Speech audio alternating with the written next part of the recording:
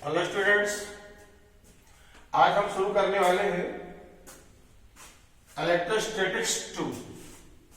जिसे शुरू में बताया था, इलेक्ट्रोस्टैटिक्स को दो पार्ट में हमने बांटा था सुविधा के लिए। तो अब पढ़ेंगे इलेक्ट्रोस्टैटिक्स 2। इलेक्ट्रोस्टैटिक्स 2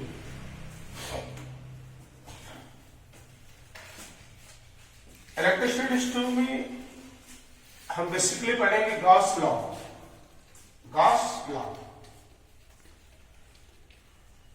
पिछले चैप्टर से इस चैप्टर का कोई रिलेशन नहीं है। पिछले चैप्टर से इसका कोई रिलेशन, एकदम फ्रेश नया चैप्टर। लेकिन इसको पढ़ने के लिए और एक थोड़ा सा ये चाहिए, दिमाग चाहिए बहुत ज्यादा। ये कहां से लाओगे?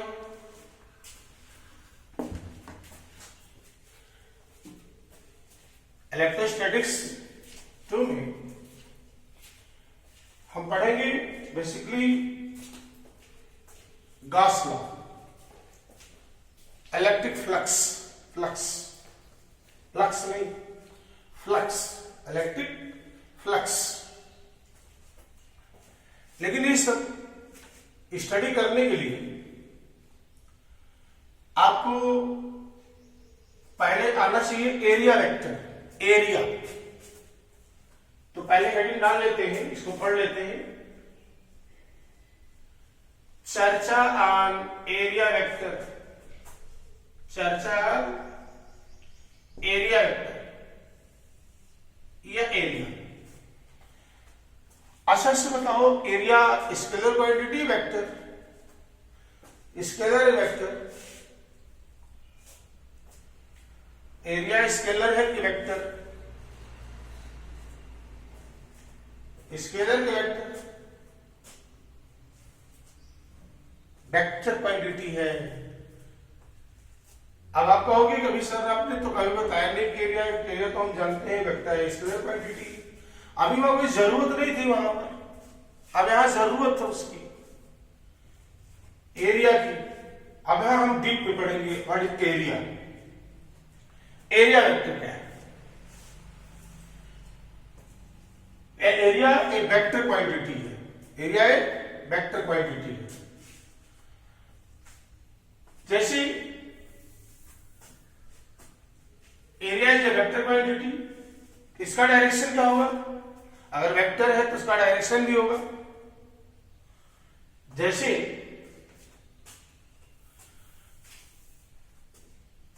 सरफेस, पहली चीज अभी आप जानो कि एरिया एक वेक्टर क्वांटिटी है, उसका डायरेक्शन होता है।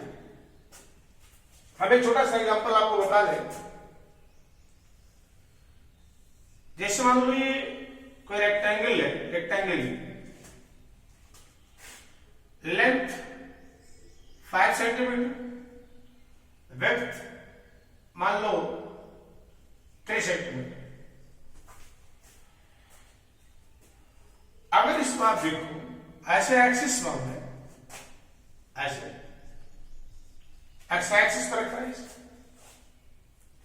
X length.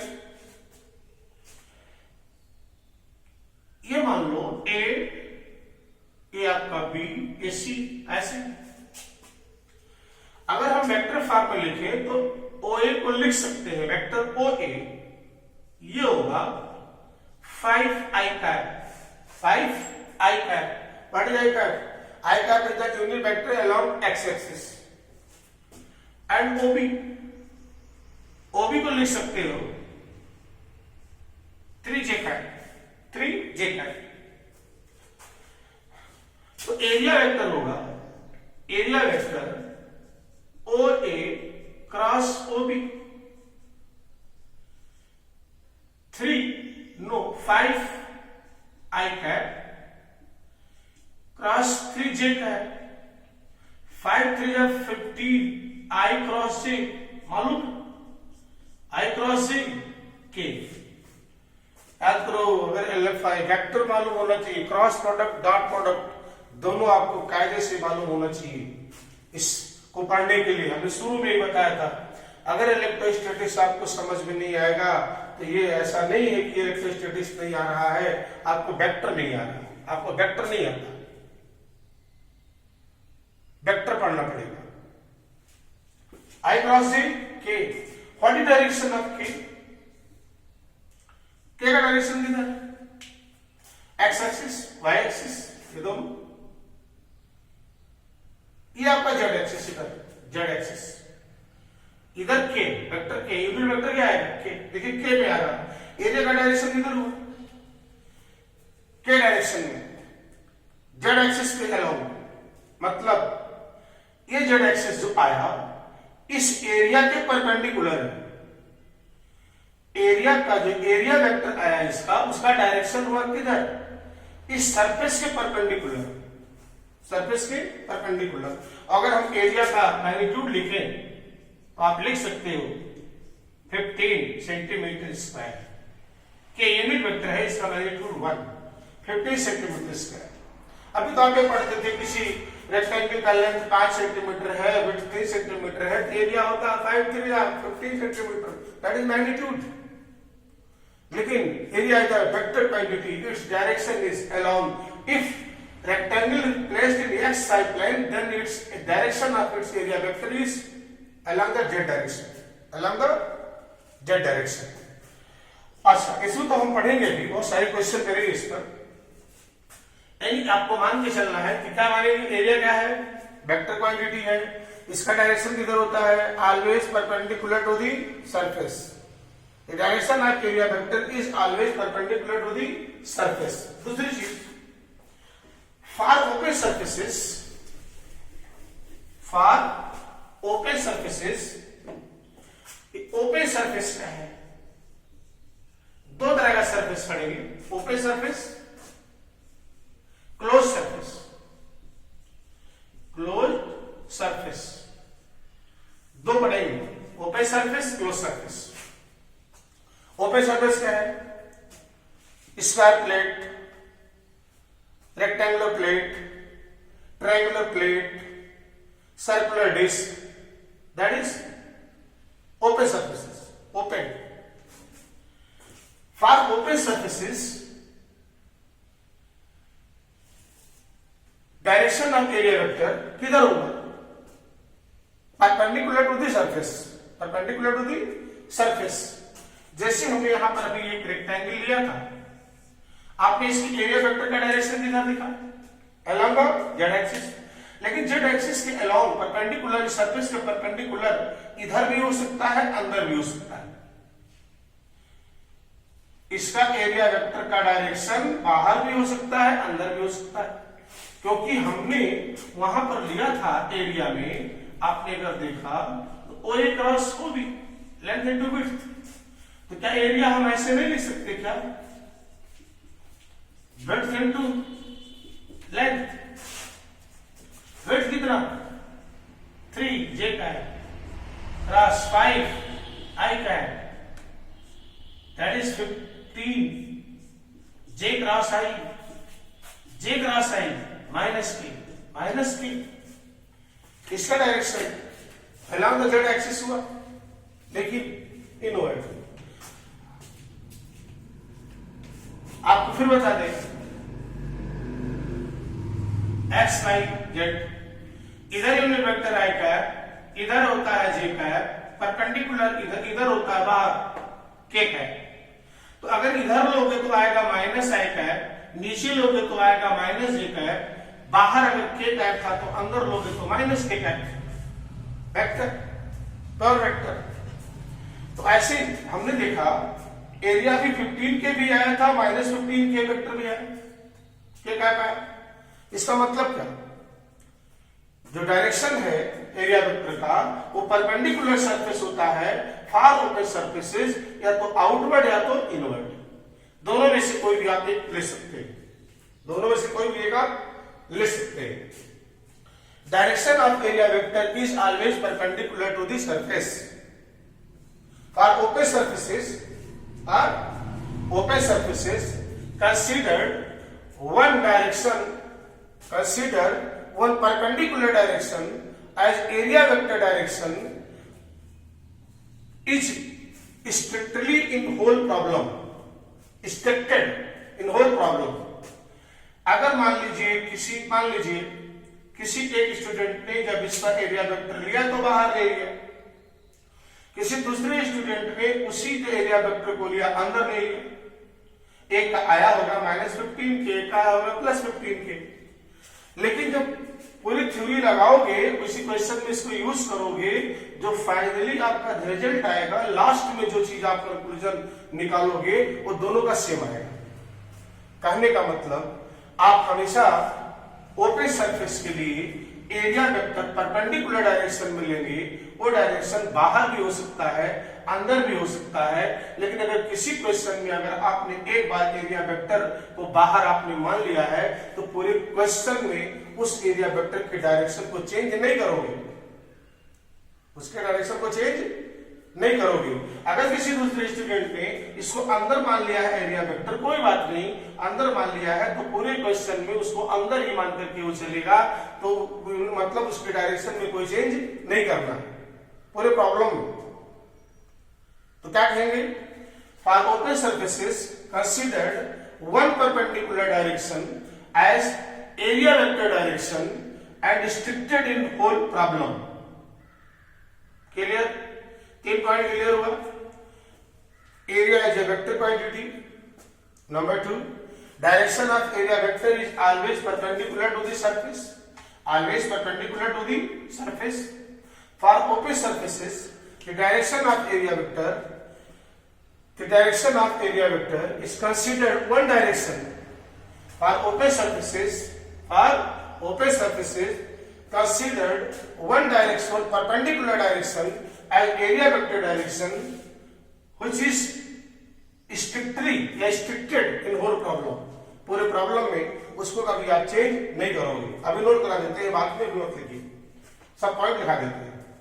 बट ये तो ओपन सरफेस के लिए बात हुआ कि ओपन सरफेस है तो हम मान लीजिए कोई ऐसे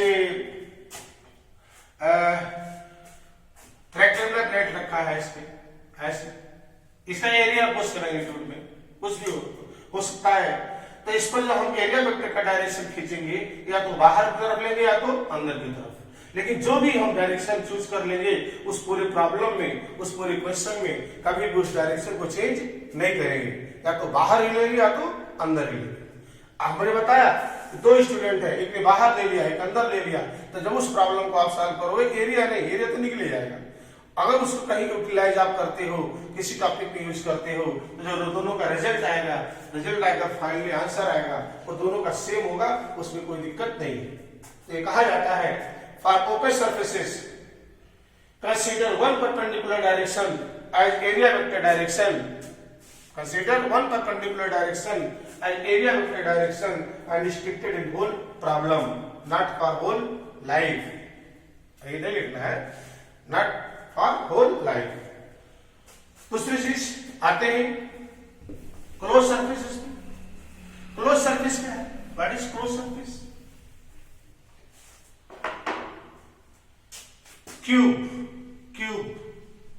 क्यूबाइड,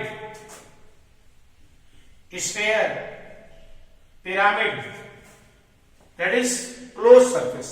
क्लोज, ये जैसे क्यूब है, क्यूब, ये क्यूब क्लोज सरफेस। कोई स्फीयर, वॉलीबॉल, बैलून, ये सब आपका कहलाता है close surface.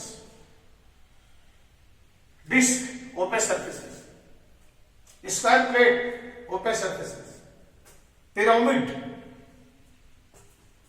Close surfaces, solid cylinder close surfaces.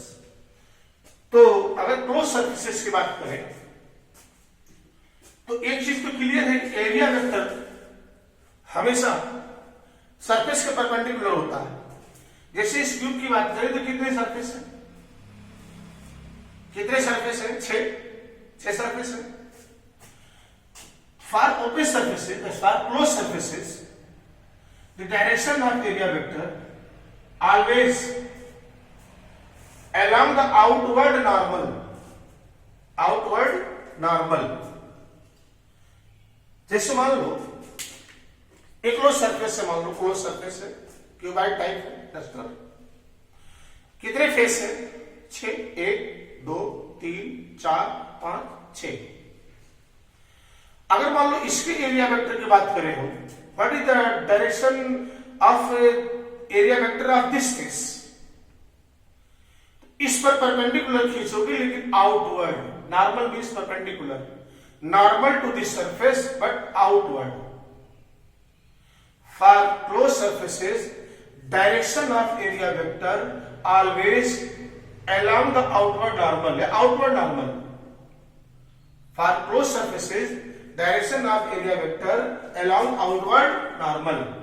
इसका एरिया वेक्टर इस पर परपेंडिकुलर खींचो लेकिन अंदर नहीं, किधर? बाहर। इस पर परपेंडिकुलर खींचो लेकिन अंदर नहीं, किधर? बाहर। एरिया वेक्टर इसका ऊपर, इसका एरिया वेक्टर इधर, इसका एरिया वेक्टर इधर, इसका पीछे लगा एरिया वेक्टर इधर, नीचे का एरिया वेक्टर नीचे, यहां का एरिया वेक्टर ऊपर। मतलब for close surfaces the direction of area vector is always all outward normal, along the outward normal. इतना क्लियर? नोट करो पहला point, area is a vector quantity. Note करो। जब भी वीडियो लेक्चर देखो, मैं बार बार कह रहा हूं, वीडियो लेक्चर देखते समय आप अपनी कॉपी और कलम लेकर के बैठो।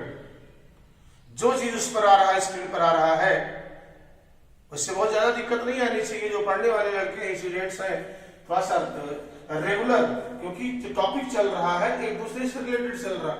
आज जो पढ़ोगे उसको रिलेट करेगा पूरे चैप्टर में। जहां भी पढ़ो पूरा चैप्टर इलेक्ट्रिक टू में अगर इलेक्ट्रिक पोटेंशियल को छोड़ दिया जाए, पोटेंशियल एनर्जी, जितना भी आप टॉपिक पढ़ोगे ये हर साल से बीएससी में एक ही टॉपिक इलेक्ट्रिक टू में जो आता है 5-6 नंबर आता है। 2-3 क्वेश्चन मिल जाते हैं। मेरा मतलब है कि जब भी आप लेक्चर को देखो तो अपना कॉपी कलम लेकर के बैठो और उस पर आप नोट करते चलो। जो हम लिखा दे रहे हैं बीच में उसको नोट कर लो, क्योंकि वो बेसिक चीजें हैं, बिना उसके चैप्टर को समझ में आना पॉसिबल नहीं है। तो फिर देखो पहला point, area is a vector quantity. Area is a vector quantity. Number 2, direction of area vector is always perpendicular to the surface. Direction of area vector is always perpendicular to the surface. The direction of area vector is always perpendicular to the surface. Third point लिखो, for open surfaces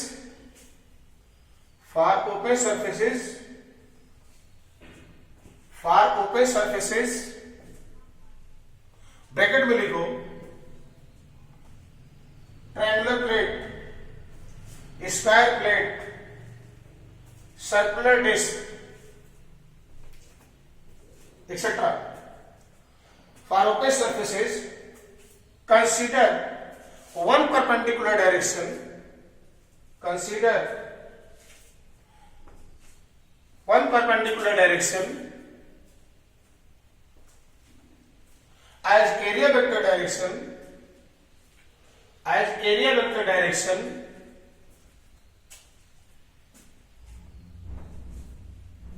is restricted in whole problem,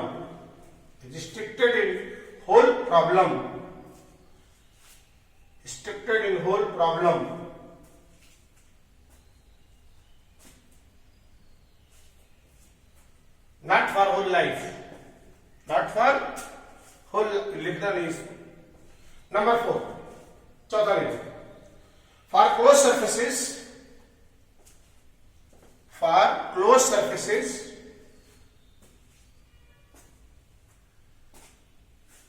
consider outward normal, considered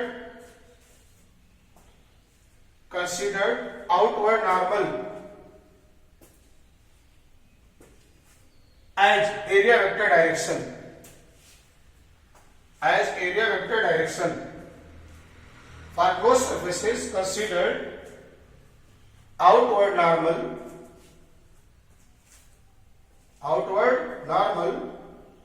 as area vector direction. कैसे? अब देखो जरा कैसे area vector निकालते हैं। जैसे मान लो ये कोई डिस्क है, ये डिस्क ऐसे disc, radius R, radius R, what is it? Area vector, area vector the magnitude of area pi r square,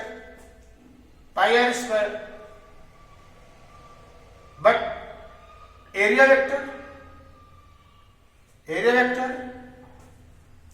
disc कैसे रखा है? डिस्क कैसे रखा है? जमीन पे रखा है, जमीन पे रखा है डिस्क। ये डिस्क ओपन सरफेस है या क्लोज सरफेस? Open surface. तो अगर डिस्क ऐसे रखा है जमीन पे, इसका perpendicular to the surface line कौन होगी?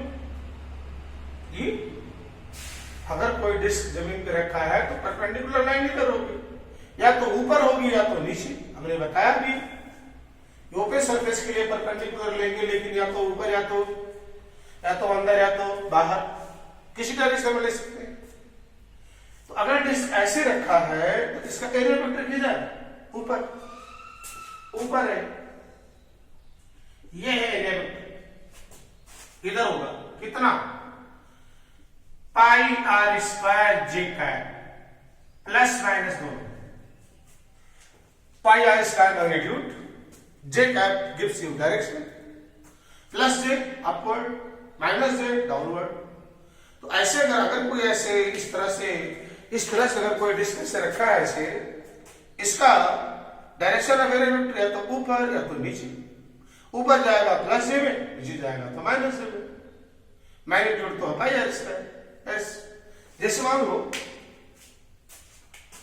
ये डिस्क है, डिस्क मान लो ये भी डिस्क है, ऐसे रखा है,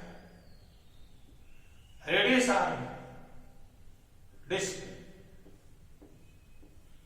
ये डिस्क रेडियस आर, ये भी डिस्क। एरिया वेक्टर लिखो कितना? एरिया वेक्टर डिस्क कैसे रखा है? ऐसे रखा है? नहीं, इसी ब्लैकबोर्ड में चिपका है, ब्लैकबोर्ड में चिपका है। Perpendicular to the surface direction किधर होगा? या तो बाहर या तो अंदर। बाहर भी ले सकते हैं, अंदर भी ले सकते हैं। अच्छा, बाहर लेंगे तो क्या होगा? आई कैप, जे कैप, के कैप, के कैप, क्या होगा? के कैप। तो एरिया वेक्टर इसको लिखा जाएगा पाई आर स्क्वायर के कैप प्लस माइनस। चाहे बाहर ले लो या अंदर ले लो, दोनों सही है, लेकिन जो भी ले लोगे वो पूरे प्रॉब्लम में उसका कुछ डायरेक्शन को चेंज नहीं करोगे, राइट? अच्छा, मान लो ऐसे थोड़ा सा अब उसमें बताओ फिर। मान लो ये स्क्वायर प्लेट है ऐसे,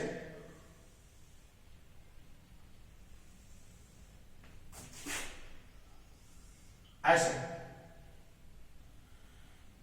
मान लो स्क्वायर प्लेट है, स्क्वायर प्लेट, साइड मान लो 5 सेंटीमीटर, साइड 5 सेंटीमीटर, हर एक साइड 5 सेंटीमीटर है। ये एंगल मान लो 37 डिग्री है, 37 डिग्री हमको निकालना है। मान लो ओ ए बी सी, इसका एरिया वेक्टर निकालना है, एरिया वेक्टर।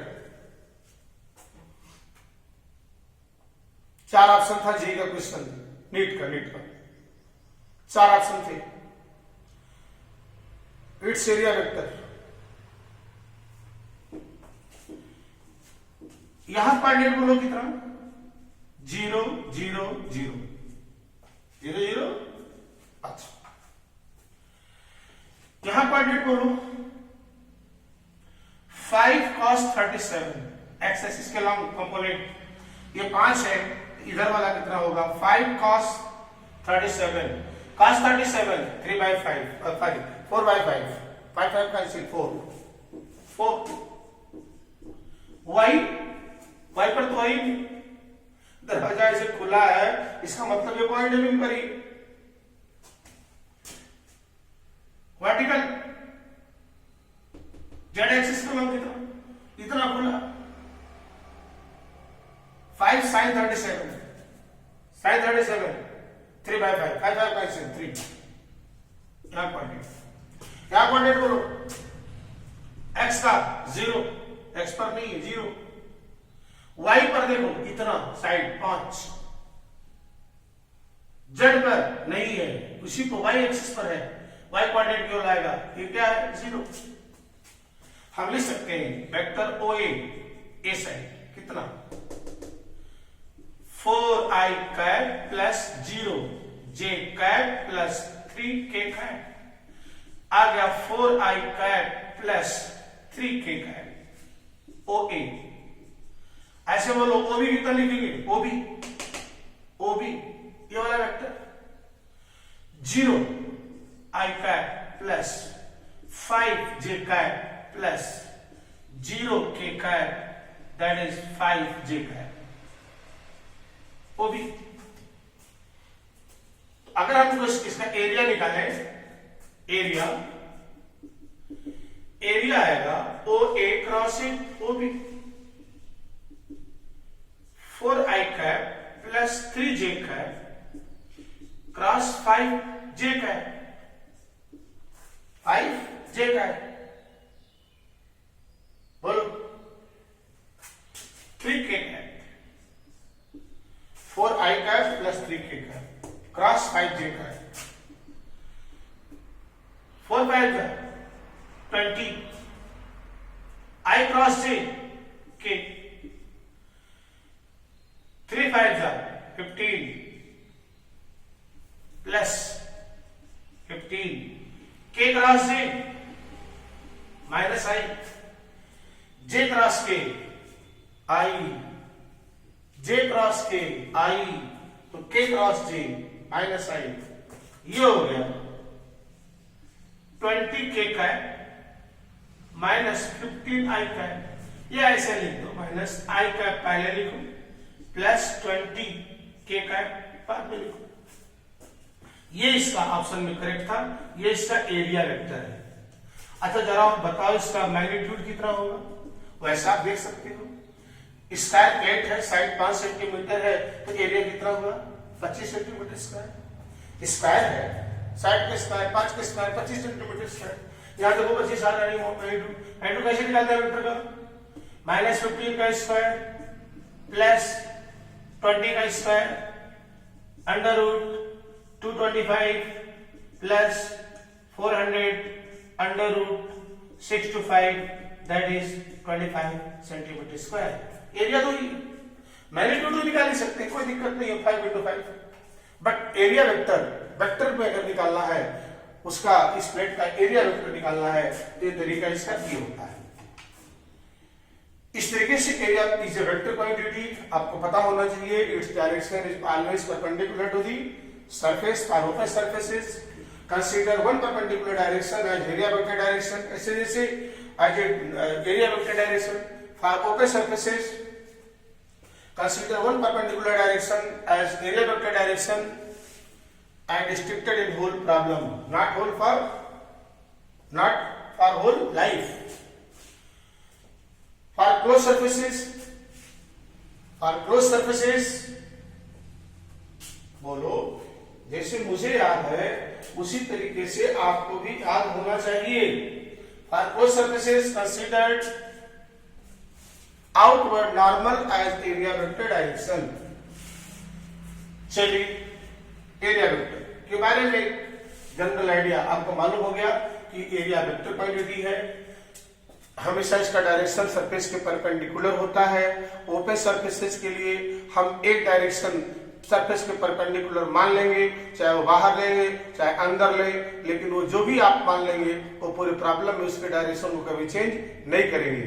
क्लोज सरफेसेज में हमेशा आउटवर्ड नॉर्मल खींचेंगे, वही जिस सरफेस का एरिया वेक्टर निकालना होगा उस पर एक नॉर्मल खींचेंगे परपेंडिकुलर लाइन सरफेस के, लेकिन बाहर की तरफ आउटवर्ड नॉर्मल वो होगा direction of area vector. Okay, जैसे मुझे याद है ये पूरा आपको याद होना चाहिए। अच्छा, अब इस चैप्टर को पढ़ने के लिए एक चीज और चाहिए, मेन पार्ट इसका है, ये क्वेश्चन भी इस पर आते हैं। Electric flux, electric flux, electric flux क्या है? What is electric flux? Electric flux नहीं है, लक्स नहीं है, फ्लक्स। इलेक्ट्रिक फ्लक्स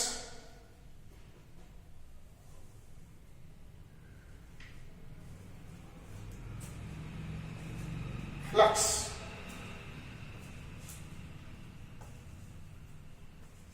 इसका जो कॉन्सेप्ट है थोड़ा फील कराओ थोड़ा से। इसका कॉन्सेप्ट है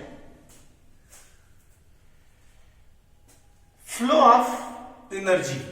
फ्लक्स पास होने का मतलब एनर्जी का पास होना, एनर्जी, इलेक्ट्रिकल एनर्जी।